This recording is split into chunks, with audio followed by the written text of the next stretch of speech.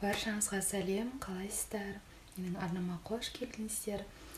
Менің арнам әмбебап арна болғандықтан сіздерге әртүрлі тақырыпта, яғни видео түсіріп, пайдалы кеңестермен бөлісетін боламын. Бүгін сіздерге бет күтімі жайлы, яғни көктемгі бет күтімі жайлы толық мәлімет беретін боламын. Менімен бірге болыңыздар. Балдарды ұйықтатып тастап, өзімше сіздерге видео түсірейін деп шыққан түрім ғой, шашымды жуып алдым да, қазір кешкі ұйқыны жасайын деп тұрмын. Өзім қолданатын маска, пилингтермен таныстыратын боламын. Яғни бұл қалай пайдалы болады сіздерге? Қазір көктем мезгілі, бетіміз тез асып кетеді. Веснушкалар, дақтар, вообще не бар, барлығы шығады ғой осы кезде. Қаласаң да, қаламасаң да солай болады. Сондықтан менімен бірге болыңыздар. Қазір барлығын жасап көрсетемін. Бізді ең алдымен осылай сулап аламыз. Даусым жай шығып тұрса да ренжімеңіздер. Үйде барлығы ұйықтап жатыр. Мен мына жерге келіп түсіріп тұрмын. Сосын осылай пенкамен жуамыз. Яғни любой пенкамен ешқандай жарнама жасамаймын. Любой умывашкаға кәдімгі осындай горох сияқты кішкене аласыздар. Қолдарыңызды сулап, осылай көпіршітіп, бұлай беттеріңізді жуасыздар. Бір ескертетін жайт, беттеріңізде егер кірпігіңізде туш или бетіңізде тональный крем, SPF болса, міндетті түрде гидрофильный масломен сүртесіздер. Оны келесі сабақтарда көрсететін боламын сіздерге видео нұсқасында. Қазір менде бұл тек жай ғана пилингті көрсетемін қазір сіздерге. Бетімді жуып алдым. Қатты көпіршітетіңіздерде осылай беттен жуасыздар. Сосын міндетті түрде сүлгімен сүртпеңіздер беттеріңізді. Осылай бір пайдаланып тастайтын кәдімгі бумажный салфетка бар ғой, сонымен тек қана өстіп жай мойындарыңызды міндетті түрде жуасыздар. Бетке үнемі күтім қажет қой. Сіздер беттеріңізді бір істегеннен керемет болып кетпейді. Любой қымбат косметика бола берсін, бір істегеннен керемет бет жылтырап кетпейді. Міндетті түрде істеп жүру керек постоянно.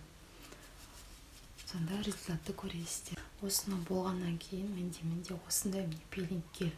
Бұл пилингтің өзіміз пилинг гель түрі. Скраб емес, скраб деген андай құм сияқты болады. Білетін жүрсіздер, құм сияқты бетке жаққанда қышырлап, құм сияқты жағылады, құм шекер сияқты. Ал бұл гель түрі. Осындай пилинг гель дедім ғой, бұл деген жалғыз бұндай түрі емес. Бұның түрлері көп, алоэ вера, вообще барлық қандайдыр. Любой косметика сататын магазиннен сұрасаңыздар, пилинг гель десеңіздер ұсынады. Но мен босанған уақытта қаратақ шығып кетті бетіме. Сол кезде осыны ұсынып маған лимонмен ағартатын түрі ғой. Өстіп аламыз да, бетімізге не былай. Мына көзге тигізбеу керек. Ашы. Өстіп аламыз ғой. Былай жағып. И сосын мынаны үйкейміз бетті. Мына қарап тұрсаңыздар, өзінен өзі беттеріңіздің андай өлі терісі болады беткі қабатында. Тозады ғой. Тезі теріде. Вот соның бәрін алып тастайды. Беттеріңіздің қалай жылтырағанын көресіздер қазір. Не көрдіңіздер ма? Беттеріңіз осылай сылғаған уақытта міне.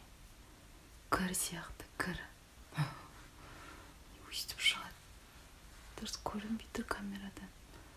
Өстіп шығады, кір болып. Кір болғанда сол беттеріңіздің өлі қабаты ғой, өлісі терісін алып тастайды. Жуғаннан кейін жылтырайды беттеріңіз деген. Яғни беттеріңіз жаңарады ғой, қысқаша айтқанда күшті болады.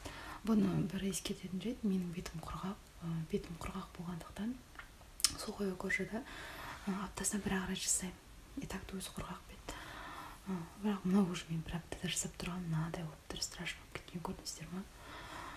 Ал майлы комбинированный кожаларға 2 рет жасайды пилингті.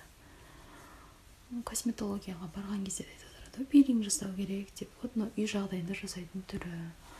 Осылай міне. Жуып тастадым.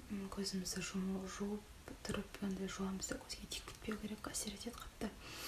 Күшті болып қалады беттеріңіз. Кәдімгі өздеріңізге жасап көріңіздер. Оның бағасы қымбат емес, әрі кетсе 1000 жарым ба, сондайға тең бар, ең қымбаттағанда. Сондай түрін алып пайдаланып көріңіздер, беттеріңіз күшті болып қалады. Мынадан кейін тырысады бет. Міндетті түрде мен маска жасаймын. Болмаса сіздер ткановый маска жасасаңыздар да болады. Кәдімгі простой ше, кәдімгі базардан сатып алып істейтін соны. Болмаса мен осындай аптасына 2 рет жасаймын. Мынандай маска жасаймын, ағартатын. Қазір соны істейін деп тұрмын. Оған дейін мынандай тонер жағамын. тонер, короче, маска болсын, крем болсын, барлығын жақсы сіңдіреді бетке. Өстіп, корейский вариантта өстіп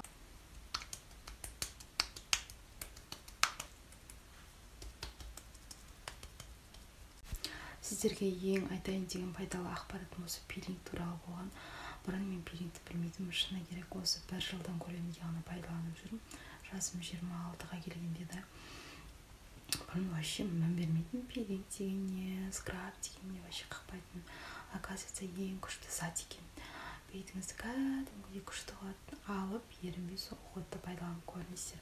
Ал мен қазір өзім маскамды жасайын деп тұрмын бетіме. Ағартатын маска бұл.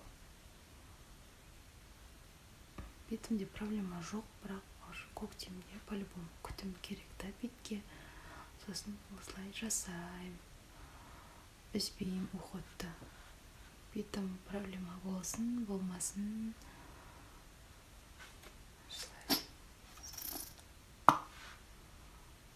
Сіздер өздеріңіздің кожа типтеріңізге байланысты көзге жақындатпай осылай маска жасап аламын. Түрін бабай көккітті мойынға міндетті түрде, пилингті де мойынға қолданасыздар. Міндетті түрде жағасыздар.